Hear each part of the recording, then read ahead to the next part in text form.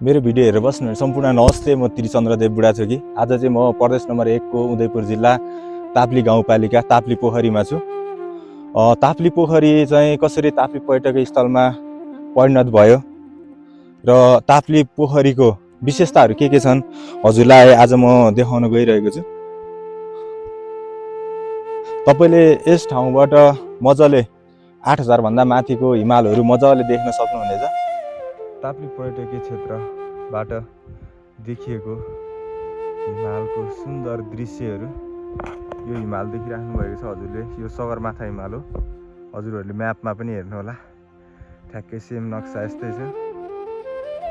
र गौरी शङ्कर हिमाल यो, त्यसै गरी 8000 भन्दा माथिका थुप्रै हिमालहरू मजाले यहाँबाट निहाल्न सकिन्छ। ताप्ली पोखरी ताप्ली पर्यटकीय क्षेत्रको सरर एकचोटि भ्यू हेर्नु होला। यो चाहिँ पोखरी हो, मन्दिर यहाँनिर छ। यहाँबाट मजाले हिमालहरू देख्न सक्नुहुनेछ।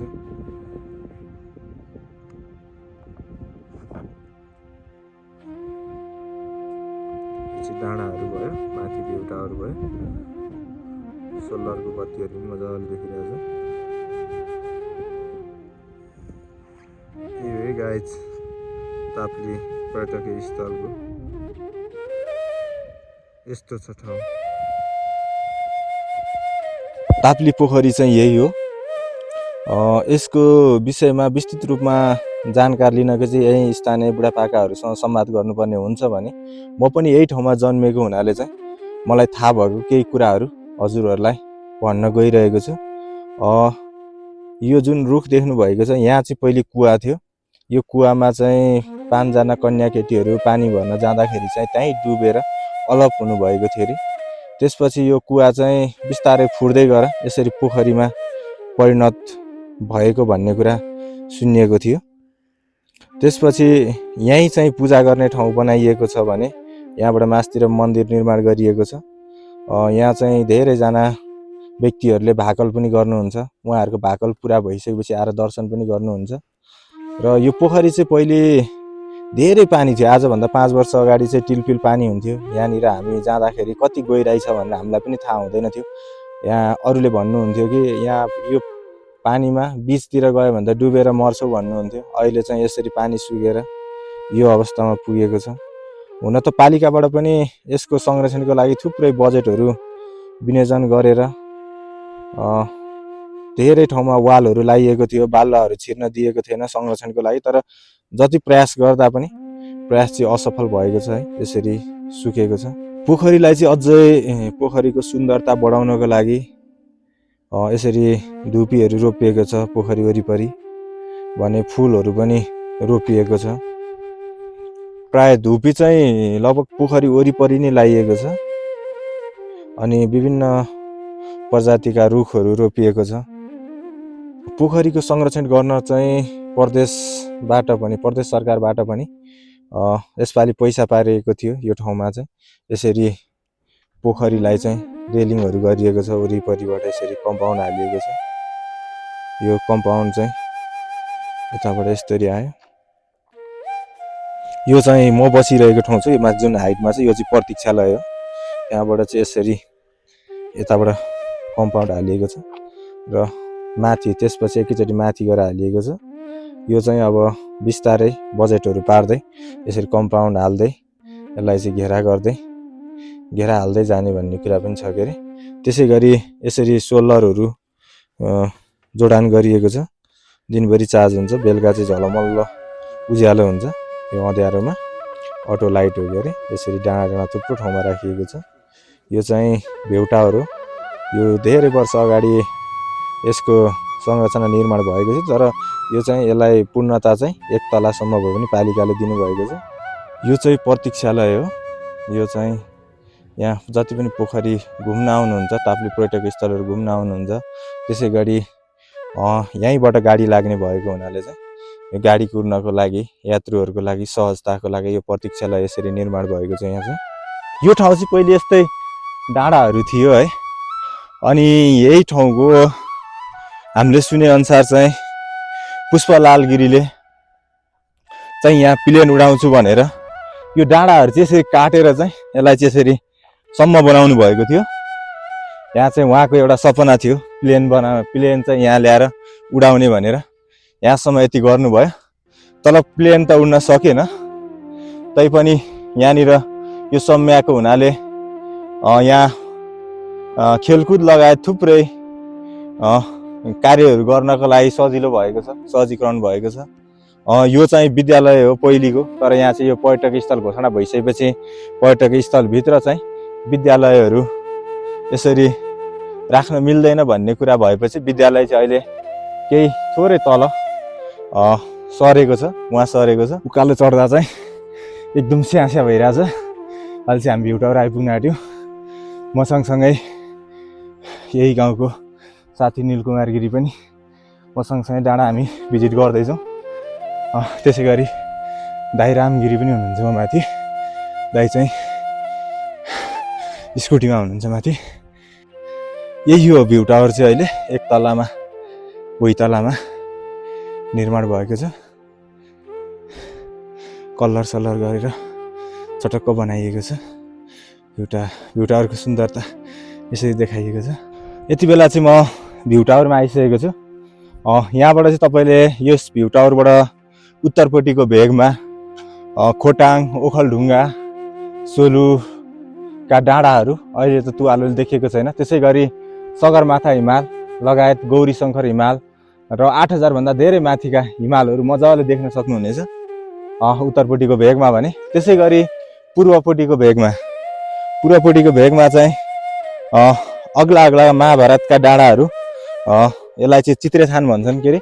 यो धेरै नै हाइटमा छ, उच्च छ। त्यहाँ चाहिँ पहिले द्वन्द्वकालमा चाहिँ नेपाली सेनाहरू पनि बस्नुहुन्थ्यो, त्यहाँबाट यसरी सुरक्षा गर्नुभएको थियो भने। यसै गरी लिम्चुङबुङ गाउँपालिका जहाँ अहिले तुवालोले देख्न सकिएको छैन, त्यहाँ भ्यू टावर पनि देखिरहेको छ यता पूर्वपट्टिको भेगमा भने। यस्तै गरी डाँडै डाँडा छ पूर्वपट्टि भेगमा भने। यतापट्टि दक्षिणपट्टि चाहिँ तपाईँले तराईको समथर भागहरू देख्न सक्नुहुन्छ, तर आज चाहिँ तुवालो बसेको कारणले केही पनि देखिएको छैन।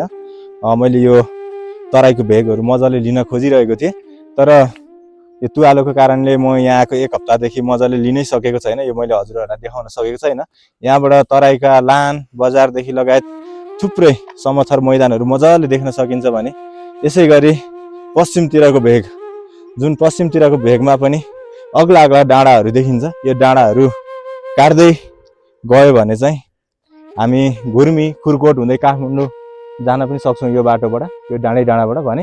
यताबाट यो डाँडाबाट कटारी बजार हुँदै पनि यसरी हामी जान सक्छौँ। यसरी जति पनि यो वरिपरि देखेको डाँडाहरू छ यो चाहिँ हामी पहिले खेलेको ठाउँहरू हो। यो जस्तै चिसापानी भयो, ओख्ले भयो हैन। यतापट्टि चाहिँ हामी त्यति जान पाएको छैन, यतातिरको त्यति धेरै हामीलाई ज्ञान त छैन, तर डाँडाहरू मजाले थाहा छ। ओखलढुङ्गा, खोटाङ, सोलुको डाँडाहरू पर्छ भन्ने ठाउँको नाम थाहा नभए पनि। भ्यू टावरबाट देखिएको ताप्ली पर्यटकीय स्थलको ठाउँहरू चाहिँ यस्तो छ है।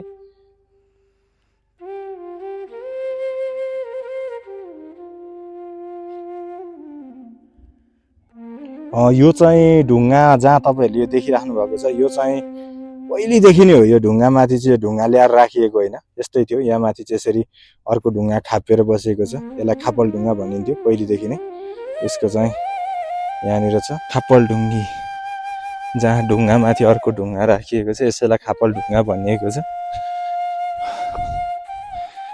ल यहाँबाट पनि एकचोटि सरेर हेर्नु होला ताप्ली पर्यटकीय स्थल। यही सुन्दरताको कारण नै ताप्ली पोखरीबाट ताप्ली पर्यटकीय स्थलमा परिणत भएको। यो चाहिँ